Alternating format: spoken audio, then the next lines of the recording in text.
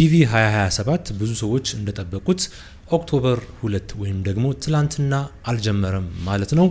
ለምን እንዳልጀመረ የተለያዩ ነጥቦችን እናያለን። እንግዲህ እንደሚታወቀው ዲቪ ብዙ ጊዜ የሚጀምረው ኦክቶበር መጀመሪያ ላይ ነው። የባለፉት 10 ዓመታት ወደ ኋላ ብናይ ዲቪ የጀመረበት ቀናቶች ኦክቶበር 1 2 3 4 እና 5 እስከ 6 እና 7 ድረስ ይጀምር ነበር ማለት ነው ዲቪ። አሁን ግን ያው ኦክቶበር 2 ላይ አልጀመረም ማለት ነው። የተለያዩ መረጃዎች እንደሚጠቁሙት ዲቪ ይጀምራል ብለው ያሰቡት ኦክቶበር 16 ወይም ደግሞ በእኛ አቆጣጠር ጥቅምት 6 ይጀምራል ተብሎ ይታሰባል ማለት ነው። ምክንያቱም አዲስ ህግ ስለወጣ ማለት ነው። ይህ ደግሞ አዲስ ህግ ደግሞ $1 ክፍያ ማለት ነው። ይህ $1 ክፍያ ተግባራዊ የሚሆነው ከኦክቶበር 16 ጀምሮ ነው ማለት ነው። ስለዚህ በዛም ምክንያት ብዙ ሰዎች ኦክቶበር 16 ይጀምራል ብለው ያስባሉ ማለት ነው። በእኛ ጥቅምት 6 ማለት ነው።